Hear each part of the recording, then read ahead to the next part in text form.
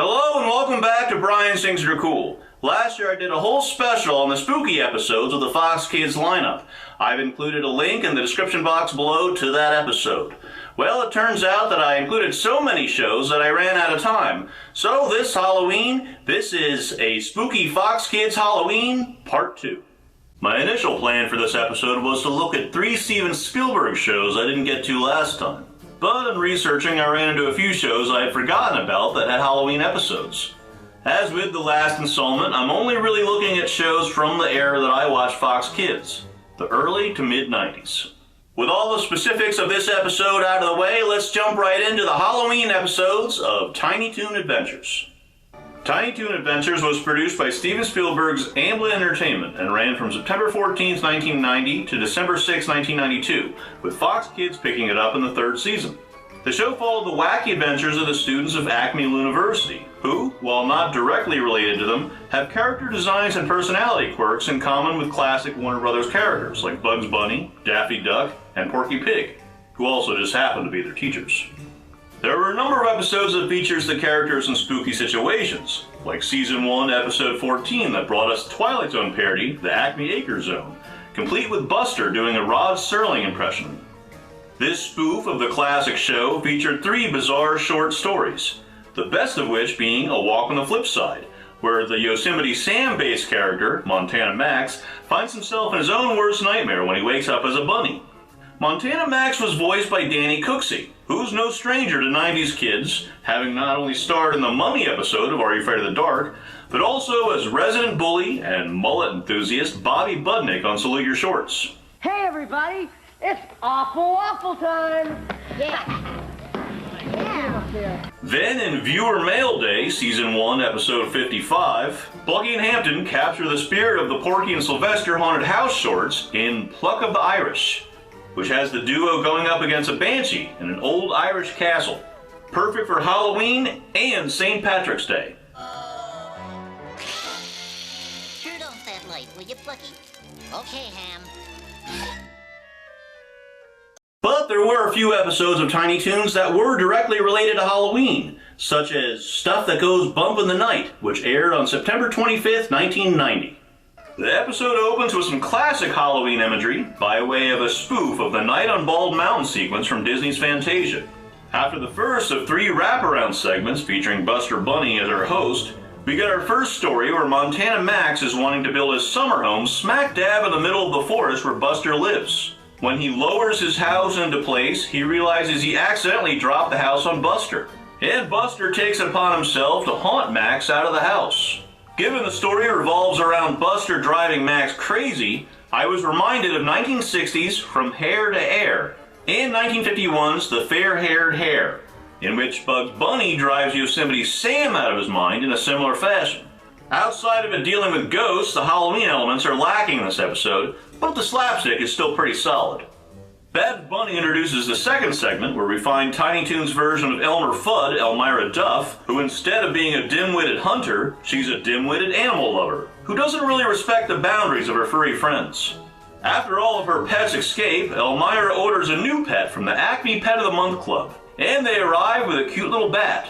As expected, this bat turns out to be a vampire, specifically Count Bloodcount, who made his first appearance in the 1963 Bugs Bunny short, Transylvania 65000, which is a must-watch for fans of classic animation. In Tiny Toons, Frank Welker took over the voice of the Count, whereas in the original 1963 short, it was Ben Fromer, who had a long career as a character actor, even appearing in 2 films by legendary director Ed Wood. Tell me something. Why was his wife buried in the ground and he sealed in a crypt? Something to do with family tradition, a superstition of some sort. Oh. Well, it's getting dark. Let's be on our way. Much like in Transylvania 65000, the poor Count is victim to a series of mishaps from the completely unaware protagonist, or antagonist, depending on how you look at it. Warner Brothers even sneaks in a little shameless self-promotion, with Count Bloodcount making a Jack Nicholson reference. Wait till she gets a load of me. Bats and vampires are great imagery for spooky season, and you realize watching episodes like this how much respect the producers had for the original Warner Brothers shorts, and they perfectly recapture the tone. Buster comes out again to introduce the weakest segment of the three, where Hampton J. Pig is continually harassed by a blood-sucking mosquito when he just wants to go to bed. The slapstick is good, but there isn't all that much related to Halloween in it. Horror of Slumber Party Mountain aired a little after Halloween, on November 12, 1992, but it's clearly meant to be a Halloween episode. Elmira opens this episode spoofing Elvira Mistress of the Dark with her own show, Elmira's Scary, Really Scary Monster Movie. After her usual stick of being too affectionate with her pets, Buster starts the projector to show the horror of Slumber Party Mountain. After a title screen saying Acme International Pictures, a clever reference to American International Pictures, who produced the majority of those low-budget 50s and 60s horror flicks, 3 female Acme University students, Babs, Fifi, and Shirley, are having a slumber party at an old cabin in the woods. After the boys, Buster, Plucky, and Hampton, try to scare them by dressing up as a monster, Buster tells a campfire story about the legend of One-Eyed Jack, only to have the creature turn out to be real and chase them to an old haunted mansion. The monster's design, the setting, and backgrounds all make for a strong Halloween episode, and I hate to admit it, but I didn't see the final twist coming. This episode is a little bittersweet, being the last episode Charlie Adler voiced Buster Bunny before quitting the series. Though some pickup dialogue was done by his replacement, John Kassir. So not only do we have Buster voiced by 2 actors in this episode, but one of them just happens to be the Crypt Keeper from Tales from the Crypt. Speaking of Tales from the Crypt, which was doing quite well in its 4th season at the time, Tiny Toons Adventures did its own spoof of the series with Tunes from the Crypt, which aired on September 22nd, 1992. The results were rather lackluster, especially as a Halloween-themed episode, mostly because 2 of the tales are horror-themed, with one concerning a bottle cap collection, and one a condor who provides medical treatment to his fellow woodland creatures. You begin to wonder if that's the gag. But the final tale is a zombie pet tale with Elmira that is pretty dark for a kids show. And wouldn't you know it, that's the segment Standards and Practices took issue with, and it didn't air until 3 years later when Nickelodeon began running reruns. Sure, we get a wraparound segment of Buster Bunny dressed as the Crypt Keeper, and one good segment out of 3, but it doesn't quite scratch the Halloween itch. For that, let's take a look at the hour-long Halloween special for Tiny Toons, Night Ghoulery, which aired for some reason on May 28, 1995. Night Ghoulery, a spoof of Rod Serling's second horror anthology series Night Gallery, was the final appearance of the Tiny Toon Gang on TV. Outside a couple of cameos on Animaniacs, the special starts with the Pumpkin Guy, a parody of Jack from The Nightmare Before Christmas, singing about how he's become bored and wants something fresh this Halloween. As Jack, or the Pumpkin Guy, comes to a familiar section of the forest, he chooses the Tiny Toons door. Though I do have to wonder what President's Day town would be like. After a Halloween-themed rewrite of the Tiny Toons theme, featuring our favorite characters in costume, including Montana Max dressed as J. Paul Getty, which is a really dark joke if you know your history. And then we cut to Babs, who will introduce each segment, each offering a humorous take on various styles in the horror genre. Classic literature is lampooned in 2 segments. The Telltale Vacuum takes on Edgar Allan Poe's The Telltale Heart, with Plucky destroying Hampton's loud vacuum cleaner and burying it under his floorboards, while Daniel Webfoot sees Plucky and Hampton's version of Stephen Vincent Benet's 1936 short story, The Devil and Daniel Webster. Hellboy himself, Ron Perlman, voices Mr. Scratch in this one. Sneezer the Sneezing Ghost parodies Casper the Friendly Ghost, of course. It's nice to see Witch Hazel from Looney Tunes make an appearance here. The Devil Dog on the Moors is a spoof of English horror tales, with Babs Bunny hearing the tale of the demon dog from local patrons at a pub. Fuel features Tiny Toons' version of Wile E. Coyote and the Roadrunner, Calamity and Little Beeper, and a send-up of Stephen King's Duel, his 1971 horror flick about a man terrorized by a semi-truck. There are some pretty good gags in this one.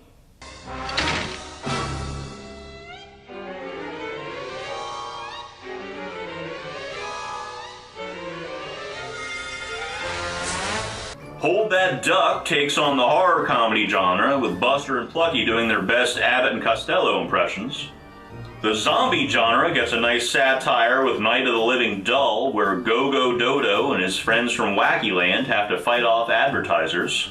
This segment features a recurring character called the world's biggest Tiny Toon fan, which was allegedly based on an obsessed fan suspected of stalking one of the show's voice actors. The classic Universal horror movies get the Tiny Toons treatment in Frankenmyra and Dizzy Gore, where Elmyra attempts to create a new cuddly pet with disastrous results. And we close out with A Gremlin on the Wing, obviously a parody of the classic Twilight Zone episode Nightmare at 20,000 Feet, with Plucky Duck as the tormented passenger. This could have been funnier, but it mostly relies on one gag. The original episode starred William Shatner, and he was also on Star Trek. That's kind of it. Even to the point where one of the stewardesses is made up to look like a Hara. The joke gets stretched a little thin after a while. Night Ghoulery is jam-packed with Halloween imagery, great gags, and is the perfect send-off to a beloved series. Why it's never been available on DVD or Blu-ray, I'll never know. Try to find it on streaming and make your Halloween tiny, toony, and all a little loony.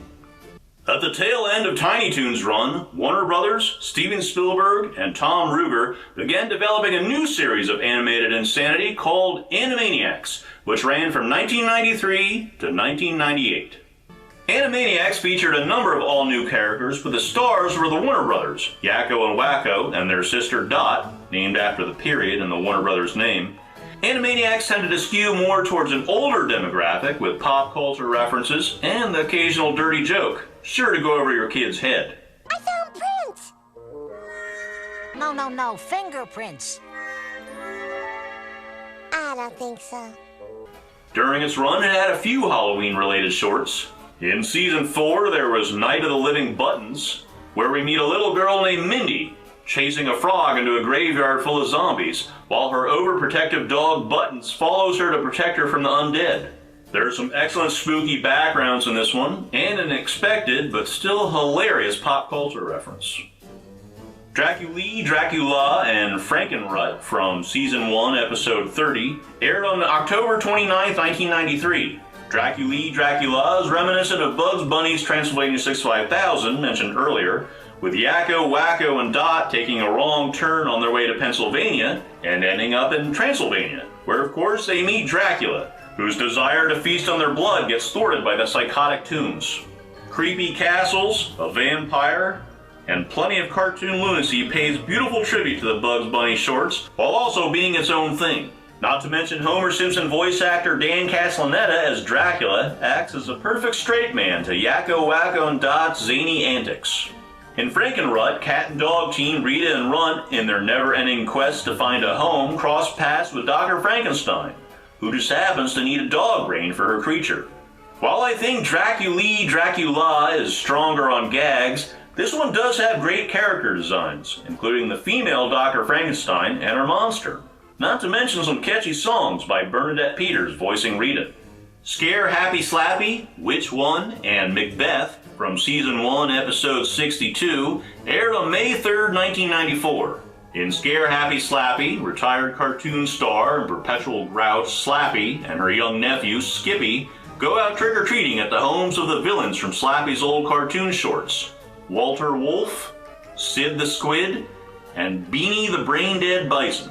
This one is the most Halloween of the segments in this episode, and absolutely hilarious. Slappy's deadpan delivery makes her one of my favorite characters of the series, and we even get one of those adult gags when Walter Wolf is attempting to sew his pants back up. Thanks, Walter. I'd be careful where I was sewing if I were you. The other two shorts in this episode are lacking the Halloween feel. One sees Rita and Runt find themselves in Salem, Massachusetts during the witch trials. And then Yakko, Wakko, and Dot take on a scene from William Shakespeare's Macbeth, the last of 3 Shakespeare adaptations Animaniacs tackled. The other 2 segments in this short may not get Halloween down as well as the first, but with top-notch animation and drop-dead funny jokes, there's certainly enough to make your season of fright zany to the max. After the massive success of Tiny Toons Adventures and Animaniacs, Steven Spielberg wanted to bring a taste of the macabre to the Fox Kids network with Toonsylvania. Toonsylvania ran for 2 seasons on Fox Kids from February 7th, 1998 to January 18th, 1999, and was Steven Spielberg's company DreamWorks' first animated television show. Structurally, the show is modeled like Animaniacs, as each half hour featured various animated segments. The main segment, which honestly should have just been called Toonsylvania, was Frankenstein. This segment revolved around the misadventures of Dr. Vic Frankenstein, voiced by David Warner, Igor, voiced by Newman from Seinfeld, Wayne Knight, and the monster himself, Phil, voiced by Everybody Loves Raymond's Brad Garrett. Dark, spooky castles, mad scientists, a character based on Norman Bates, and gross-out humor and innuendo make for a fun Halloween watch. Other segments that stood out to me include Night of the Living Fred, about a family of zombies trying to exist in a world that's grossed out by them. This was animated by Bill Kopp, who worked with Savage Steve Holland on the animated segments of Better Off Dead and One Crazy Summer, as well as Fox Kids Eat the Cat. Igor's Science Minute, where Igor teaches you real science facts. Attack of the Killer Bee Movies is a short based on B-grade horror films of the 1950s that followed Ace Deuce fighting off various monsters. And then there was Melissa Screech's Morbid Morals, about a young girl who ignores any life lesson an adult may try to give her, and thus suffers the consequences. I especially like the one where she ignores warnings about making faces, and her face ends up staying that way. A similar gag was used in One Crazy Summer. Toonsylvania has a lot to like, but it also isn't paced very well. And there's so many shorts that the focus is all over the place. They don't flow into each other the way they did on Animaniacs. But at the same time, the horror comedy elements are fantastic, and the animation looks great. It's hard to find on physical media, and has kind of been forgotten, but it's definitely worth a watch for fans of the creepy and the kooky. And so ends my look at shows that Spielberg produced for the Fox Kids Network. But before I go, I wanted to take a look at a couple of shows that I missed last time in my first Halloween special. First up, Life with Louie. As a kid in the 1980s, I only really knew about big stand-up comedians if they showed up in movies played on HBO. I only knew Richard Pryor from Superman 3 and The Toy, for instance. And it was through a rather forgotten 1988 comedy called The Wrong Guys that I first saw Louie Anderson. From September 2nd, 1995 through March 2nd, 1998, Fox Kids brought this familiar face to the Saturday morning cartoon block with Life with Louie. The show was based on Louie's childhood. On September 3rd, episode 6, Louie celebrated Halloween in Louie's Harrowing Halloween, which aired on October 25th, 1997. Louie Anderson pulls triple duty as a voice actor here, acting as the narrator, himself as a child, and his father. It's Halloween, and Louie, as the narrator, tells us how his mother used to forbid him from eating candy throughout October, knowing how much candy he'd get trick-or-treating. While grocery shopping with his mother, young Louie ends up stealing candy, and then feels really guilty about it. Louie tries to return the candy while all sorts of other situations pop up, keeping him from doing the right thing. By 1997, I wasn't watching much Fox Kids, so I probably missed the Halloween episode in its initial run. I do remember Life with Louie's earlier episodes, though. And they were well-done little morality stories that worked their lesson in without feeling heavy-handed. In the case of Louie's Harrowing Halloween, it's about not taking what doesn't belong to you and being honest, set against the backdrop of trick-or-treating and beautiful fall scenery. Nothing supernatural here, but still worth a watch. Have you ever wondered what it would be like if the Three Little Pigs fought mummies and vampire dogs instead of the Big Bad Wolf? Well, Fox Kids had your back with Pigsburg Pigs. Most kids of the late 80s, early 90s will recognize the name Ruby Spears. They were the animation production behemoth that gave us classics like Alvin and the Chipmunks, Superman, Mr. T, and Thundar the Barbarian. But they also had a few one-season wonders. One of these was Pigsburg Pigs. Pigsburg Pigs ran from September 15th through December 15th, 1990. The show revolved around the residents of an all-pig city named Pigsburg, where all the structures and furniture are made from either straw, brick, or sticks. Okay, that's pretty clever. You would think the evil Wolf brothers, Huff and Puff, would be the main villains of the show, but here's where the Halloween elements come in. You see, on the outskirts of Pigsburg lies the Forbidden Zone. No, not that Forbidden Zone, but an area in the woods where supernatural beings like mummies, vampire dogs, and critters keep escaping to make trouble in Pigsburg. While there may not have been a direct Halloween episode, the Forbidden Zone's spooky look and the character designs of its inhabitants certainly fill the spot. It'll even make you forget the show's atrocious jokes that mostly relies on pig puns. I got Arnold Schwarzenegger's body. I gotta pump up so I look my handsomest for the slop hop. It's worse than Howard the Duck. Well, let's close out with another creature of darkness, Little Dracula. Little Dracula is another show that falls into the category of shows I didn't watch as a kid, but you can't blame me here as it was extremely short-lived. Just 13 episodes were produced by Fox, and only 6 of them aired, 5 of which were aired during the first week of September 1991, with the last one airing for Halloween that year. Little Dracula was based on a British children's book series written by Martin Waddell that followed a child vampire who hopes to become like his father, Big Dracula, one day. But in the meantime, he goes to school, hangs out with his best friend, Werebunny, and has to avoid villains like Maggot and Garlic Man. Watching it as an adult, the animation reminded me of the fantasy sequences on Nickelodeon's Doug. So much so, I was surprised to learn that Jim Jenkins wasn't involved. Little Dracula featured a notable voice cast, including the voice of Flounder from Little Mermaid, Eden Gross, as the title character, SCTV and Maniac Mansion's Joe Flaherty as Big Dracula, and even comic legend Jonathan Winters as Igor and Granny. Though I will say the Dracula voices here sound like someone asked an actor to do a Bela Lugosi impression, and that actor had never heard of Bela Lugosi. Being a vampire is a long season, like baseball. And you're only in the first inning. Oh, does that mean I have to speak chewing tobacco juice? There are some nice backgrounds, an enjoyable Halloween episode, and spooky elements like werewolves and vampires keep you entertained for a couple episodes. But I can see why Fox Kids decided to put a stake through this one's heart.